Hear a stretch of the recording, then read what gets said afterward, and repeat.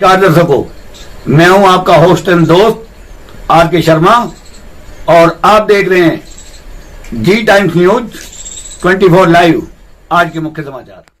UP में किसानों के लिए खुशखबरी, अब सब्सिडी के लिए नहीं करना पड़ेगा इंतजार। किसानों को बीज की सब्सिडी के लिए इंतजार नहीं करना पड़ेगा। बीज खरीदते समय ही किसानों को अनुदान मिलेगा। जिला कृषि अधिकारी अवधेश कुमार यादव ने बताया कि वित्तीय वर्ष करीब 2024 से शासन ने नई व्यवस्था लागू कर दी। किसानों को राजकीय बीज गोदामों से मनपसंद बीज पीओएस मशीन से अनुदानित दर पर खरीद सकते हैं। वर्तमान में किसान को प्रति क्विंटल मूल्य के सापेक्ष अनुदान की धनराशि को काटकर सिर्फ किसान को अपना अंश ही जमा करना पड़ेगा।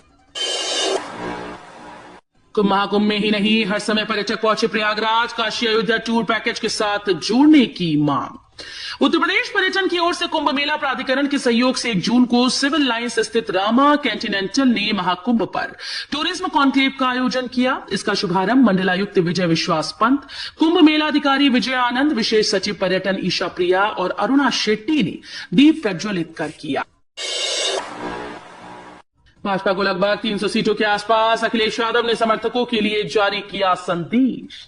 लोकसभा चुनाव में 7वें और आखिरी चरण का मतदान हो गया। इससे पहले समाजवादी पार्टी के अध्यक्ष अखिलेश यादव ने अपने कार्यकर्ताओं और उम्मीदवारों के लिए एक संदेश जारी किया। इसमें उन्होंने खासकर समर्थकों को सतर्क रहने के लिए कहा।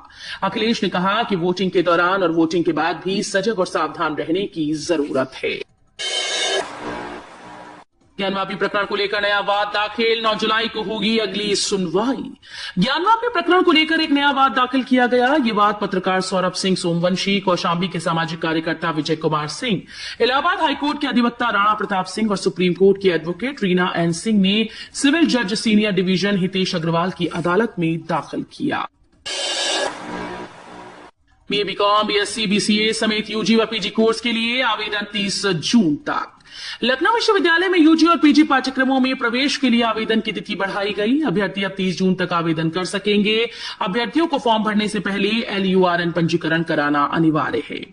LU में शैक्षिक सत्र 2024-25 प्रवेश प्रक्रिया के तहत स्नातक, स्नातक प्रोफेशनल, परास्नातक और परास्नातक प्रोफेशनल पाठ्यक्रमों समेत BPEd, MPEd, MAd, बैचलर व मास्टर इन लाइब्रेरी साइंस कार्यक्रमों के लिए आवेदन करने की तिथि बढ़ा दी गई।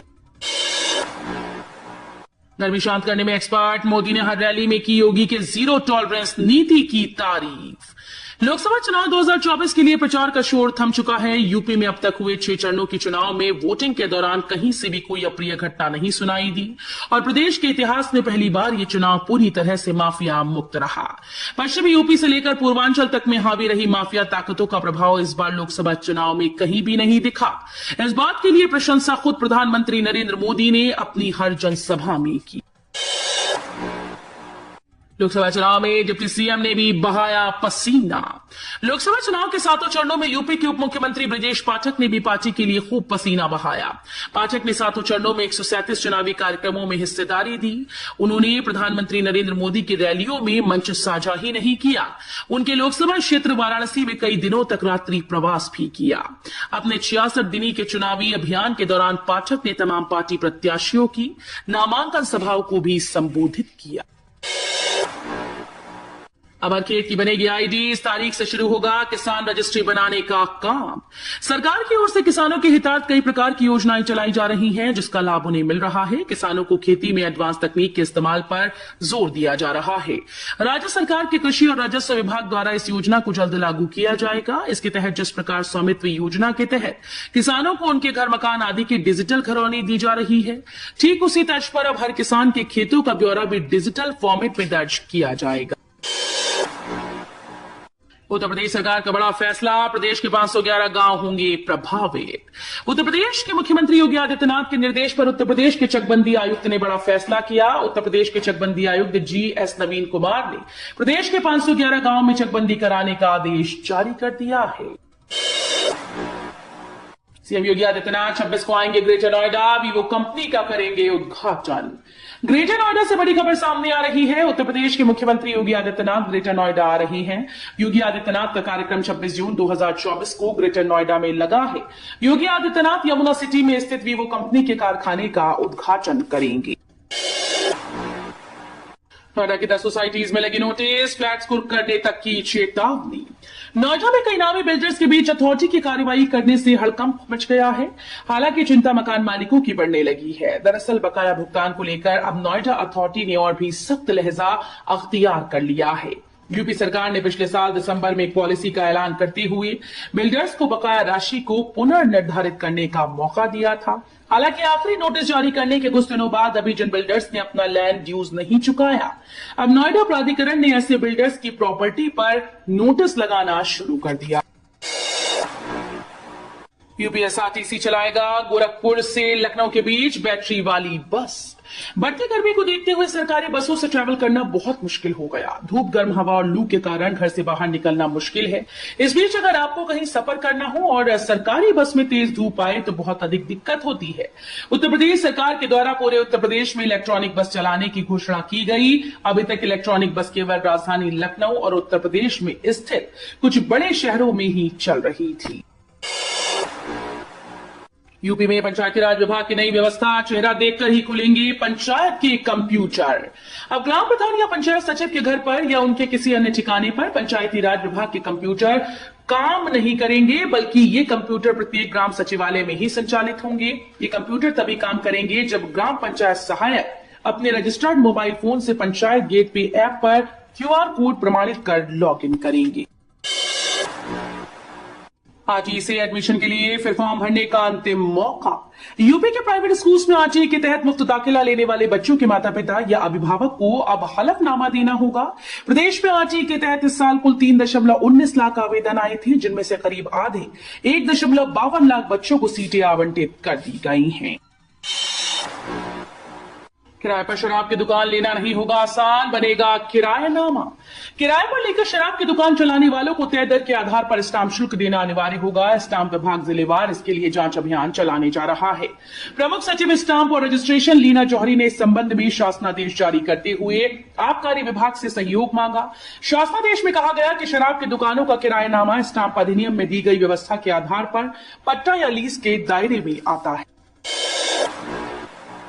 आंधी के कारण 6 लोगों की गई जान, आश्रितों को मिलेंगे 4-4 लाख रुपए। लखीमपुर खीरी जिले में आई आंधी से 5 नहीं 6 लोगों ने जान गंवाई। मृतकों में 3 गोला और 3 लखीमपुर तहसील क्षेत्र के लोग शामिल थे। आपदा राहत कोष से मृतकों के आश्रितों को 4-4 लाख रुपए की आर्थिक मदद दी जाएगी। जो घायल हुए उन्हें नियमानुसार आर्थिक मदद की जाएगी। नुकसान का आकलन किया जा रहा है। श्री कृष्ण जन्मभूमि शाही ईदगाह विवाद मामले में हाईकोर्ट ने सुरक्षित किया फैसला। श्री कृष्ण जन्मभूमि शाही ईदगाह मामले में 4 जून को सुनवाई होगी। सिविल वादों की पोषणीयता पर हाईकोर्ट ने फैसला सुरक्षित किया था। इसके बाद मुस्लिम पक्ष की ओर से दी गई अर्जी में कहा गया कि उनकी बहस अभी पूरी नहीं हुई। इस पर अदालत ने फैसला सुरक्षित किए जाने के बाद 4 जून को फिर से सुनवाई के लिए मामले को सूचीबद्ध करने का आदेश दिया है। मेरठ के इस वाटर पार्क में दिल्ली से भी जाते हैं लोग, पानी की बौछारों के बीच भूल जाते हैं 50 डिग्री की गर्मी। वाटर पार्क तो आप कई बार गए होंगे और ऐसी गर्मी में या तो पानी काम आ सकता है या फिर पहाड़ों की ठंडक। अगर आप कोई बढ़िया वाटर पार्क जाने का मन बना रहे हैं जहां बच्चों के साथ भी जाया जा सके, तो चलिए जानते हैं मेरठ के उस वाटर पार्क के बारे में जहां दिल्ली से भी लोग खूब मस्ती करने के लिए पहुंचते हैं। एग्जिट पोल में हार रहे ओपी राजभर के बेटे अरविंद, ब्रजभूषण के बेटे करण भूषण मिल रही जीत। घोसी, केसरगंज, कैराना और सहारनपुर लोकसभा सीट से कौन जीतेगा इसका फैसला 4 जून के परिणाम आने के बाद ही पता चल पाएगा। लेकिन इससे पहले आज आए एग्जिट पोल के जरिए जनता के मूड को भांपने की कोशिश की गई। स्कूल ऑफ पॉलिटिक्स के सर्वे के मुताबिक घोसी में ओपी राजभर का बेटा अरविंद राजभर हार रही हैं, तो वहीं केसरगंज से ब्रजभूषण शरण सिंह के बेटे करण भूषण सिंह को जीत मिलती दिख रही है। नया नोएडा पर एक और बड़ा अपडेट, 5 फेज में बनाया जाएगा सुंदर शहर। उत्तर प्रदेश के गौतम बुद्ध नगर के दादरी और बुलंदशहर के गांव की जमीन पर बसने वाले नए नोएडा के मास्टर प्लान को अगले 2-3 महीने में मंजूरी मिलने की उम्मीद है। चुनाव आचार संहिता समाप्त होते ही नोएडा प्राधिकरण मंजूरी के लिए प्रयास तेज कर देगा। करीब 5 महीने पहले प्राधिकरण ने मास्टर प्लान मंजूरी के लिए शासन को भेजा था। दिसंबर 2023 में हुई 213वीं बोर्ड बैठक में नोएडा प्राधिकरण ने नए नोएडा के मास्टर प्लान 2041 को मंजूरी दी थी। अमानतुल्लाह खान का घर होगा कोर्क, आप विधायक पर नोएडा वाले केस में बड़े एक्शन की तैयारी। दिल्ली में अक्सर सुर्खियों में रहने वाले आम आदमी पार्टी के विधायक अमानतुल्लाह खान पर अब यूपी में भी कानून का शिकंजा कसता नजर आ रहा है। नोएडा के सेक्टर 95 स्थित एक पेट्रोल पंप पर मारपीट और गाली गलौज करने के मामले में अमानतुल्लाह खान समेत 3 आरोपियों की संपत्ति को कुर्क करने की तैयारी की जा रही है। यूपी में फिर दिख सकता है मोदी योगी का जादू, पिछली बार से एनडीए के मजबूत होने के संकेत। उत्तर प्रदेश में लोकसभा चुनाव के 7वें और अंतिम चरण की 13 लोकसभा सीटों पर मतदान खत्म हो गया है। मतदान खत्म होने के साथ उत्तर प्रदेश समेत सभी राज्यों की सीटों के एग्जिट पोल सामने आए। एग्जिट पोल के अनुसार एनडीए को यूपी में 80 में से 70 से 74 सीटें मिलने का अनुमान